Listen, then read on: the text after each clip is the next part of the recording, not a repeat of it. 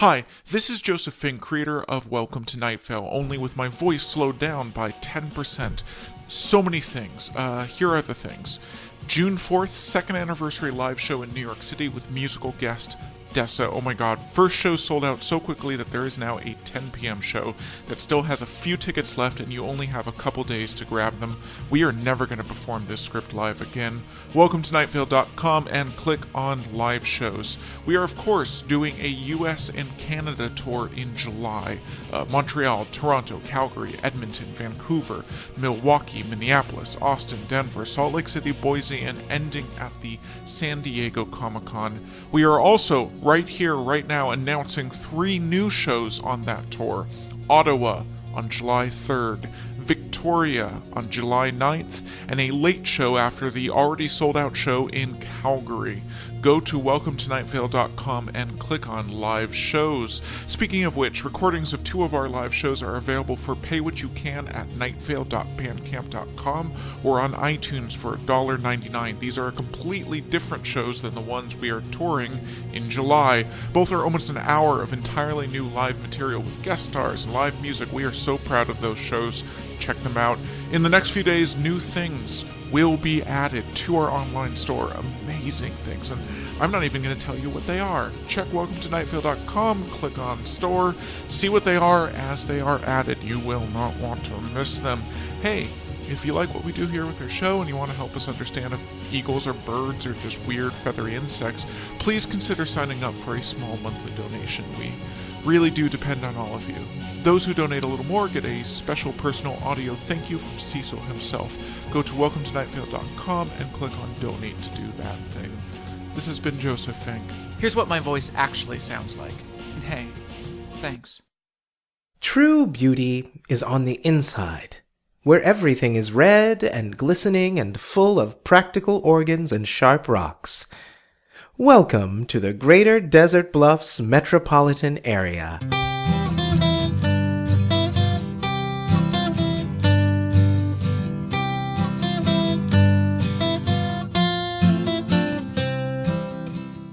Hello, listeners. You look nice today. This is an assumption, but it is a safe assumption. I am positive you look nice. Yes, a very safe assumption. Probably the safest of the many, many assumptions I'll make today. It's a very good day, Kevin. The company picnic is still going strong. It's been over 2 weeks and every resident of Найт-Вейл and by extension, every employee of StrексKorp has been enjoying our first annual company picnic of indeterminate length. So many fun activities, Lauren. Nobody wants to leave. Nobody can leave. But they wouldn't want to. Oh, absolutely not. Not with all the fun activities like work. Yes. But there's even more exciting news. We are renovating this old radio station. We redecorated the studio a couple of weeks back, but now that we have so many new StrексKorp employees arriving each week, we wanted to create a welcoming, work-friendly office for them. Right. It's always exciting to get a new job, to take on a new career. You know that thrilling moment after all the resumes and letters and interviews, that moment when one day a van pulls up next to you, say, just outside your favorite ice cream store or on the sidewalk outside your girlfriend's house, and you are blindfolded and sedated and lightly beaten and driven around in seemingly random directions, and then after breaking down spiritually, hurled upon the concrete front steps of your new office, ready to start your new career. This is an exciting moment in anyone's professional life. And here at StrексKorp, we want that excitement to continue. So we are remodeling and redecorating this old building. We've added some new sales offices, a room of questioning, complete with fun steel chairs and executive restraints, and lots of wonderful framed paintings of human teeth. We're even completely redoing the bathrooms. Which reminds me, there are some stray cats floating at various heights in the men's room here at the station. They look to be about a year old. If you want them, come get them before the demolition crew arrives this afternoon. Good point. I'll send our producer Daniel in there to take some pictures of the little guys. We'll post them to the website and listeners can figure out which ones they want to take and come and get them. Unfortunately, Everyone's having too much fun at the company picnic. I doubt anyone will have any time or the physical ability to leave the picnic and adopt a stray floating cat. Oh, too bad. Well, I'll have Daniel post the photos anyway, just so you can all see what you're missing. And now, a word from our sponsors. Thanks, Kevin. Listeners, are you cold? Just a little bit? Feel a thin chill on your skin? Maybe you've wrapped your arms over each other and you're rubbing them softly but vigorously. You're so cold. And now you've pulled your arms entirely into your shirt, trying to maximize the body heat of skin contact. You've pulled in your arms and you're rocking your body forward and back. What about your ears and nose? So very, very cold. Ask a friend to borrow a sweater. Try that. Go on. No one's around. Uh-oh. You don't actually know a single person, do you? Your life may be a total lie. Well, at best, a fever dream. Or someone else's night terror. That's probably it. You're very cold. And no one to help you or hear you. Look around. All gray, windowless walls, right? Not even a door. How much air do you have left? How are you even breathing? There can't be much air left. This message brought to you by Best Buy. Best Buy. Conserve your oxygen. Listeners, the renovations have brought so much joy here to the radio station that we thought we'd extend the fun throughout the town of Найт-Вейл. We've sent our contractors all over the city to tear down other things too, like the abandoned missile silo outside of town, several active but low-achieving elementary schools, and that weird forest along the eastern edge of Найт-Вейл. Oh, I know that forest. It's a really nice forest. It complimented my outfit as I drove past it the other day. It whispered, "That vest fits you well, Kevin." It also whispered, "You have a clever and colorful fashion sense. You are a delight to be near." That forest never whispers anything at me. I actually stopped my car along the side of the road because I was feeling welcomed, even beckoned by such a nice community of trees. But as I approached, it whispered, "No, your eyes, no, please go, please leave us be." And I did, because I have such a healthy respect for nature. I know you do. Vile, vile nature. Anyway, we're tearing that forest down to build a new corporate training facility. Great. We've also hired the small civilization living under Lane 5 of the Desert Flower Bowling Alley and Arcade Fun Complex. Since building owner Teddy Williams is busy at the company picnic and hasn't paid his lease, the small army of tiny people are using the building as a headquarters. They've renamed it the Cathedral of Huntokar, after their god. They've also torn down the Arby's and put in a contemporary sculpture, which is a 1-to-1 scale model replica of the Arby's they just tore down. It feels so good to redecorate. Does it? I rarely feel anything. I rarely feel anything at all. Let's have a look at financial news. The markets are really fantastic today. Counterpoint, you're really fantastic today. You're too kind. I'm kind because everything looks good in the financial markets. Would you be less kind if the markets were doing poorly? I would. Down markets mean people aren't working hard. And if people aren't working hard, that must mean they're sad and lazy. And when people are sad and lazy, I become less kind. Interesting. What are you doing? Hang on. Listeners, Lauren is doing something on her phone. And done. Let's see if that... Yep. Yes, it seems to be. Wonderful. What did you do? I just liquidated nearly all of my domestic stock, and the market is reacting quickly to it. Stock prices are plummeting. The markets are really terrible today. That's awful news. It's a shame how people just don't value hard work like they used to. You shouldn't let your sadness and laziness destroy our economic future. Cheer up. Wow. I think you were wrong. You didn't become less kind at all. I didn't? No, you became more helpful. Oh, you're right! Telling sad people to cheer up is like an extra level of kindness. It totally is. That was a very informative financial report we just had. The markets are still terrible now, though. There might have to be layoffs or disappearances, but I think it was worth it. Lauren, I just noticed all these new framed pictures of human teeth on the studio wall. They're lovely, right? Yes, very. But that one? I don't remember that picture. I don't recall choosing to put a picture of a lighthouse in my radio studio.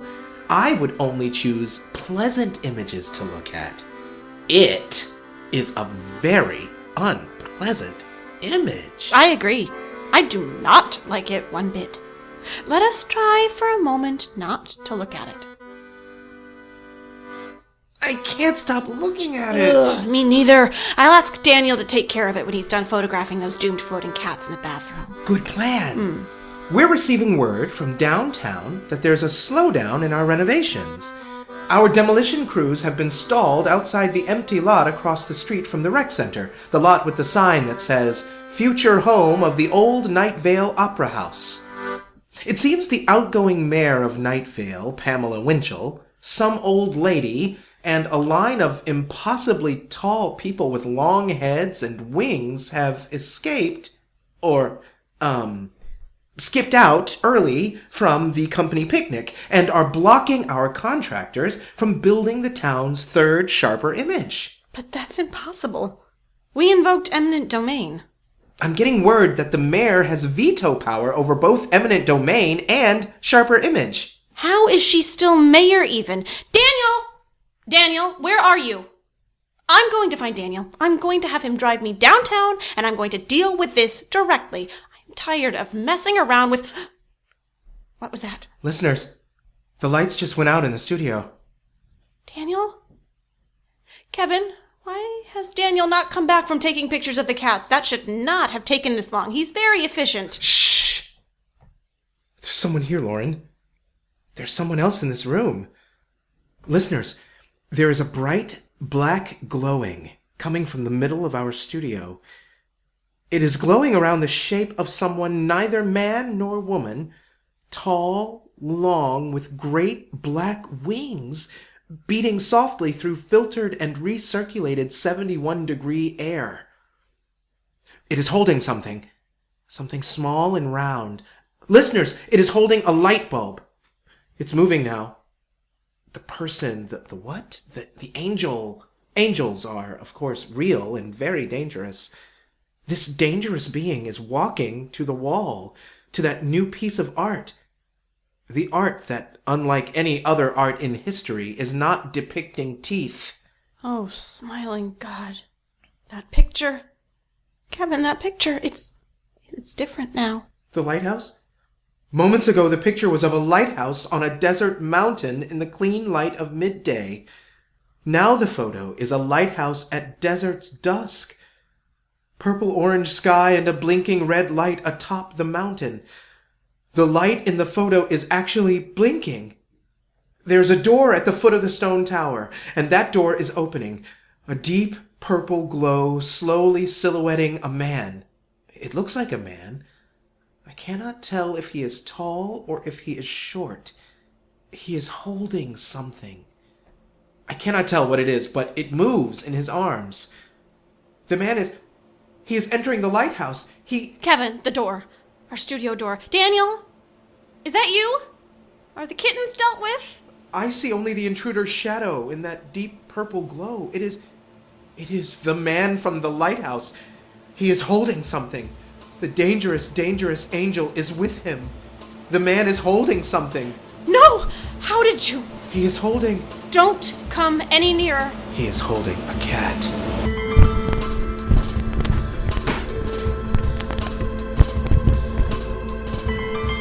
Thank you for bringing me here, Erica. And while whatever happens next happens, I take you, Найт-Вейл, to the weather.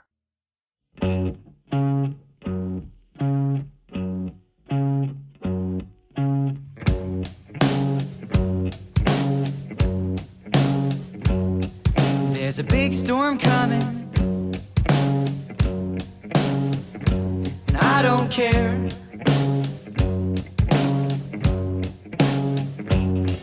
There's a big storm coming,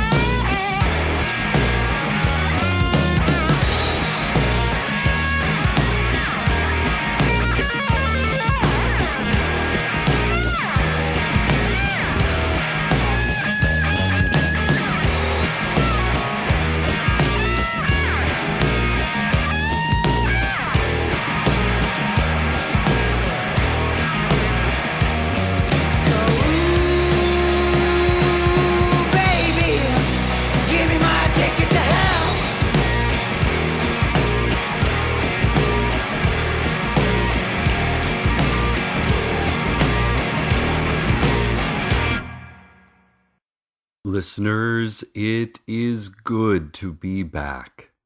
After so long away in such a terrible, terrible place. Let us never fall again for the wicked ruse of the company picnic, no matter how many badminton tournaments or chili cook-offs the flyers and masked picnic captains advertise. There was one escape attempt during the unending, deadly horror that was the staff softball game. But there were helicopters everywhere, and we were captured, trying to dig a tunnel under second base with staple pullers. But last night, just when, as all picnic goers eventually do, we had given up all hope of someday being free, former intern Dana appeared to me. There was an old oak door, which I swear had not been in the heavily electrified volleyball nets before. No more euphemisms. No more talking around it. They were high-voltage electric fences, fatal to any who touched them. The door in the fence opened, and she stepped out, and, taking me by my hand, led me with her into whatever strange other world she has been trapped in for so long. She brought me to the lighthouse, in her strange desert that is like our own, but is not our own. She introduced me to an army of men and women who have taken great care of her, and introduced me to several tall, winged creatures, each named Erica, with a K. Dana said they were angels. I informed each of them that angels are not real, and that's ridiculous. I might have howled this while covering my eyes. Dana took me to the peak of the mountain, which is also not real. From atop this monstrosity of rock and earth and lies, we looked out across an empty pink desert, past the lighthouse, over the army, to a curved horizon under a placid ocean of cloudless forever. And I saw for myself, on that horizon, the terrible light rushing toward us. Former intern Maureen is the one who showed everyone it was possible to pass fully back and forth, with her disappearing and reappearing. And it was John Peters, the farmer, who stumbled on how to open the old oak doors that lead to so many places, but also to here, this one beautiful place in space and time. Old woman Josie and her definitely not angelic companions are in that other world too. So many have fled, but we will not flee anymore. I have returned Koshek to his home here at the station, floating 4 feet off the ground in the men's restroom. I found StrexKorp's former radio producer Daniel lying dead or perhaps inoperative? I do not know if Daniel identified as organic or not, outside the restrooms.